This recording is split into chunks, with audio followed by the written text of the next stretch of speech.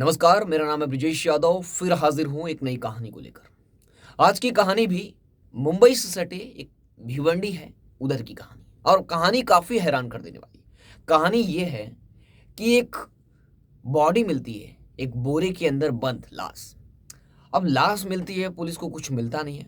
लेकिन पुलिस जिस कातिल को पकड़ने के पीछे जद्दोजहद कर रही थी, वो कातिल पुलिस के सामने था और वो पुलिस का गवाह बन चुका था। लेकिन पुलिस को बाद में पता चला ये गवाह नहीं, ये खुद कातिल है। पुलिस जिसको गवाह समझ रही थी वो कातिल निकला। जब पुलिस को पता चला तो उसके पैरों तले जमीन खिसक गई। आज यही कहानी आप लोगों को पूरा विस्तार से बताऊंगा कि कहानी में हुआ क्या था, पूरा इंसिडेंट क्या था। कल मैं एक कहानी आप लोगों को सुनाया था जिसमें एक पूरा परिवार खत्म हो जाता है एक ऐसी बीमारी से जिससे लोगों को कुछ पता नहीं चलता है, और एक लड़की पूरे परिवार को खत्म कर देती है। वो कहानी आप लोगों ने नहीं सुना होगा तो जाकर हमारे चैनल में सुने। आज की कहानी की शुरुआत भिवंडी से होती है। भिवंडी का निजामपुरा इलाका, मुंबई से सटा हुआ भिवंडी इलाका है। यहाँ पर आपको बता दें काफ़ी ज़्यादा जनसंख्या में लोग यहाँ पर रहते हैं, निवास करते हैं और अपना रोजगार करते हैं, ज़्यादातर उत्तर भारतीय लोग। अब इसी निजामपुरा इलाके में एक ब्रिज है, रूपाल ब्रिज। अब सुबह होता है, लोग रोज की तरह यानी झुंड में, क्या होता है कि मुंबई में अक्सर ब्रिजों के नीचे व्यवसाय होते हैं, जैसे वड़ा पाव वाला, समोसे वाला, या जो भी दुकानें लगाते हैं। और उसके बाद जो मजदूर होते हैं वो ब्रिजों के नीचे जाकर बैठते हैं और वहाँ से लोग उनको हायर करके काम करने के लिए लेके जाते हैं, या ठेकेदार होते हैं जो होते हैं वो ब्रिज के नीचे आते हैं, मजदूर वहाँ पर बैठे रहते हैं, उनको लेके जाते हैं। तो उसी तरह रूपाल ब्रिज के नीचे लोगों का सुबह सुबह हुआ मूवमेंट शुरू हुआ, लोग अपने काम धंधे पर लौटने लगे। तब लोगों की नज़र एक बोरे पर पड़ी। अक्सर कचरे रहते हैं मुंबई में, क्या होता है कि रात में मार्केट लगा हुआ रहता है, सुबह महानगर पालिका यानी मनपा साफ सफाई करती है, अपना काम वीवीसीएमसी करना शुरू करती है।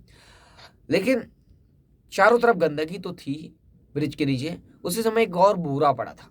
लोगों की नज़र उस बोरे पर पड़ती है, कुछ लोग इग्नोर कर देते हैं, लेकिन कुछ लोगों को ये देखने को मिलता है कि उस बोरे से खून का रिसाव हो रहा है, कुछ लाल लाल निकल रहा है।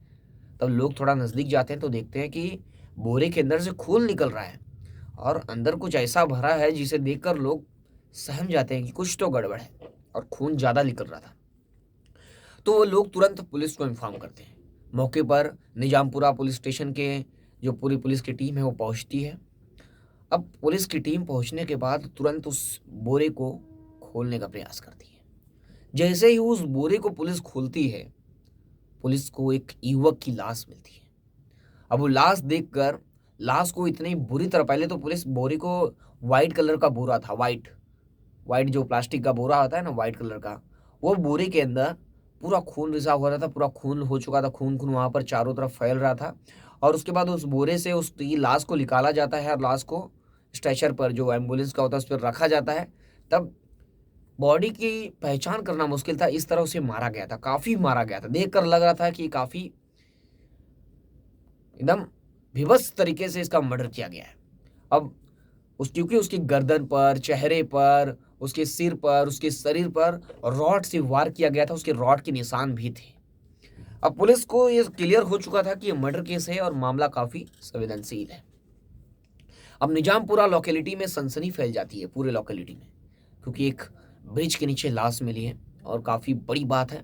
लोगों के बीच में चर्चा का विषय बन जाता है, अखबारों में सुर्खियां बनती है, मीडिया से लेकर न्यूज चैनल तक पुलिस से सवाल करने लगते हैं, पूछते हैं इस केस में क्या हुआ है, क्या कुछ अपडेट है। अब पुलिस इस केस में इन्वेस्टिगेशन शुरू करती है। इन्वेस्टिगेशन जब शुरू करती है तो पुलिस पहले तो क्या करती है, उस बॉडी की तलाशी लेती है कि उसके जेब में या उसके आसपास कुछ मिल जाए, कुछ एविडेंस के रूप में। फॉरेंसिक की टीम आती है, तो बाकायदा जब उसके जेब में तलाशी ली जाती है तो उसको एक मेडिकल की, एक डॉक्टर की पर्ची मिलती है, प्रिस्क्रिप्शन मिलता है कि कोई दवाई सजेस्ट किया था डॉक्टर से, वो मिलता है। और उसके बाद एक हेडफोन मिलता है उसको, हेडफोन।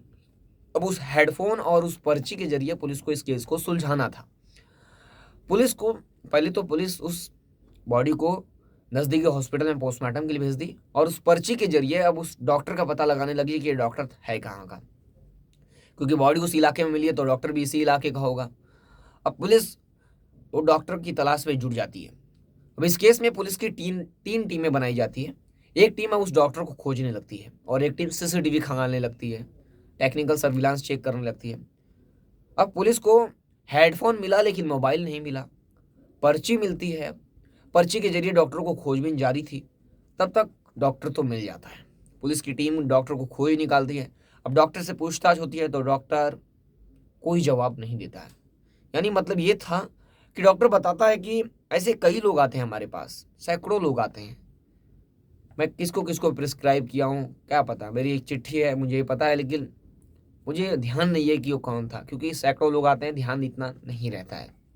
और उसकी दुकान में सीसीटीवी भी नहीं थी उसकी क्लिनिक पे। अब पुलिस को जो पुलिस का जो एविडेंस मिला था, कुछ ब्रेक थ्रू मिलने की उम्मीद थी, कुछ बड़ी लीड मिलने की उम्मीद थी, अब वहाँ से वो भी नहीं मिलती है। अब पुलिस उसके शर्ट पर गौर करती है। जब शर्ट को देखती है ध्यान से तो उसके ऊपर एक लाल कलर के और सुनहरे कलर के धब्बे हुए थे शर्ट के ऊपर। अब उस धब्बों से ये पता चल रहा था कि जो मोती का काम करता है, मोती की दुकान में, वर्कशॉप में, वो ये काम करता होगा। तो पुलिस वहाँ पर पता करने लगती है कि कोई मोती की दुकान में काम करने वाला आदमी गायब है क्या। तब पता चलता है पुलिस को कि एक महिला मोती की दुकान में जाकर पूछताछ की अपने पति के बारे में। पुलिस तुरंत उस महिला को उठाती है। महिला के उठाने के बाद उससे पूछताछ करती है, उसको बॉडी दिखाती है बाकायदा। बॉडी दिखाने के बाद वो रोने लगती है और रोने के बाद वो पहचानने से इनकार कर देती है, बॉडी को पहचानने से इनकार कर देती है। फिर पुलिस उसे घर छोड़ने जाती है। तो उसका एक बड़ा बेटा होता है। अब वो बड़ा बेटा जाकर उस बॉडी को देखता है तो उसके गले में एक ताबीज थी। उस ताबीज के जरिए उस बड़े बेटे ने उस बॉडी की पहचान की। वो बताया कि उसके पिता हैं और उनके पिता का नाम है अरमान शेर अली। यानी अब उस मृतक का नाम पता चल गया कि इस मृतक का नाम अरमान शेर अली है। अब पुलिस के सामने कई सवाल थे, इसे मारा कौन, इसकी दुश्मनी किससे थी, और ये क्या कर रहा था, और इसकी बॉडी यहाँ तक किसने पहुँचाया। ये काफ़ी बड़े सवाल थे। पुलिस अब इस केस में बेटे से कुछ और पूछताछ करती है। तो बेटा भी जब पता चलती है, बॉडी दिखाते हैं तो वो भी गम में होता है। तो इतना सवाल जवाब भी पुलिस नहीं करती है। अब पुलिस उस एरिया में जाती है जहाँ पर ये रहता था, अरमान शेर अली। वहाँ पर जाके पूछताछ करती है, लोगों से पूछताछ करती है। तो बताते हैं इनका बिहेवियर काफ़ी अच्छा था, एक किसी से दुश्मनी ना कुछ, ऐसी कोई बात नहीं है। अब उन्हीं के घर में आने जाने वाला एक दोस्त भी, कई दोस्त होते हैं उनके घर में आते जाते थे। अब एक दोस्त रहता है जिसका नाम होता है मोहम्मद सलमान पुलिस को उनके बारे में कई जानकारियाँ भी देता है। और वो बताता है कि एक इम्पॉर्टेंट बात बताता है, पुलिस को बताता है कि मैंने उनकी हत्या करते हुए कुछ लोगों को देखा है। जब वो हत्या कर रहे थे तो मैं वो देखा हूँ कि वो कौन लोग थे वो हत्या कर रहे थे। पुलिस अब उनके जरिए स्केच बनवाती है, मोहम्मद सलमान के जरिए, और पुलिस स्केच तैयार करवाती है। स्केच तैयार करते समय पुलिस स्केच तैयार कर रही थी और एक पुलिस टीम बड़े बेटे से उनका नंबर लेकर सीडीआर निकाली, कॉल डिटेल में पुलिस को एक नंबर मिलता है जो अक्सर उनसे बात किया करता था, और लास्ट बार मरने से पहले भी वो उनसे बात किया, लास्ट कॉल भी उससे हुआ है। अब पुलिस उसकी डिटेल निकालती है तो पुलिस को पता चलता है कि वो कोई और नहीं बल्कि जो स्केच बनवा रहा है वो मोहम्मद सलमान ही है और वो उसी का नंबर है। जब पुलिस को ये बात पता चलती है तो हैरान रह जाती है, जो बंदा आकर पुलिस स्टेशन के अंदर स्केच बनवा रहा है कि किसने मारा, उसी का नंबर आखिरी बार कॉल है। तो पुलिस को कुछ गड़बड़ लगता है और पुलिस उसे कुछ बोलती नहीं है। अब पुलिस उससे सवाल जवाब कुछ और करती है, नॉर्मली सवाल जवाब कि क्या हुआ है, क्या बात है, तुम्हारा जो दोस्त था उसका कैसे हुआ, एक बाकायदा कुछ इनफॉर्मल सवाल पूछती है। वो घबराने लगता है, उसके शक होने लगता है, वो घबराने लगता है, उसके चेहरे से पसीने, यानी चेहरा लाल होने लगता है। अब पुलिस पता चल जाता है कुछ तो छुपा रहा है, तो पुलिस इसे उठाकर पुलिस स्टेशन ले जाती है और सख्ती से पूछताछ करती है। तो आखिर में टूट जाता है, हर केस में जिस तरह टूट जाते हैं लोग। अब केस को स्वीकार करता है, वो कहानी बताता है। कहानी काफ़ी हैरान कर देने वाली थी। कहानी ये थी, जो मरा है, जिसकी लाश मिली है, उसका नाम अरमान शेर अली है। वो अपनी पत्नी और बच्चों के साथ निजामपुरा इलाके भिवंडी में रहता था, काफ़ी अच्छे से, कायदे से। अब उसी भिवंडी के इलाके में, उसी घर में जो एक तस्लीम हलीम अंसारी नाम का एक दोस्त है इसका, जो मरा है, मृतक अरमान का, उसका दोस्त है। उसके घर में अक्सर आया जाया करता था। अक्सर आते जाते तस्लीम की दोस्ती उसकी बीबी से हो जाती है, यानी अरमान की बीबी से इसकी नज़दीकियाँ बढ़ जाती है, दोनों के संबंध बनने लगते हैं। लेकिन ये बात जो अरमान है उसे पता नहीं होती। अचानक एक दिन ये लोग संबंध बना रहे थे और ये बात अरमान को पता चल जाती है। अरमान को जब ये बात पता चलती है तो उसके खून खौलने लगता है, वो काफ़ी गुस्से में होता है। गुस्से में होने के बाद वो अपनी बीवी का बाहर आना जाना और तस्लीम का घर आना बंद कर देता है। अब वो अपने कामों में व्यस्त हो जाता है।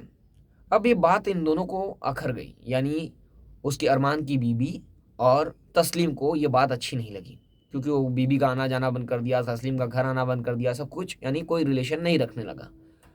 तब ये बात इन लोगों को गुस्से में आ गई और एक दिन 19, ये घटना 2022 की है, 19 जनवरी के दिन ये लोग अरमान को बुलाते हैं और अरमान को बुलाने के बाद समझाने के लिए बुलाते हैं, बात करने के लिए, और उसका गला दबाकर हत्या कर देते हैं। और पीछे से इसका दोस्त सलमान और बिलाल, ये दोनों भी आते हैं। सलमान और बिलाल दोनों रॉड से हमला करते हैं, काफ़ी शरीर पर इसको रॉड से मारते रहते हैं जब तक इसकी मौत नहीं हो जाती है। वो बेचारा तड़पता रहता है और ये तीनों लोखंड की रॉड से मारते रहते हैं और जब तक ना मर जाता है तब तक उसको छोड़ते भी नहीं है। मरने के बाद ये लोग एक वाइट कलर का बोरा लेके आते हैं और उस बोरे के अंदर उसकी बॉडी को भरते हैं। खून रिसाव हो रहा था और पूरे बोरे को बांधने के बाद चुपचाप ये तीनों, बिलाल, सलमान और तस्लीम, ये तीनों मिलकर उसकी बॉडी को ब्रिज के नीचे रख के आ जाते हैं। ये लोग को लगा कि हम नहीं पकड़ाएंगे। ये लोग को ये पता चल गया था कि पुलिस को निजाम की बॉडी मिल गई है, यानी जो अरमान है उसकी बॉडी पुलिस को मिल गई है ब्रिज के नीचे से। तब ये लोग एक नया प्लान बनाए। इसका दोस्त जो है बिलाल और सलमान, ये लोग बताएं कि जाकर तुम पुलिस को गुमराह करो। तो सलमान पुलिस को गुमराह करने लगा। यहाँ पर पुलिस को ये गुमराह करता, स्केच बनवाता कि इन्हें और समय मिल जाए, ये मुंबई से यानी भिवंडी से भाग सके। इस केस पर आपकी क्या राय है, कमेंट करके जरूर बताएं। फिर मिलूंगा एक नई कहानी और एक नए केस के साथ। तब तक के लिए जय हिंद।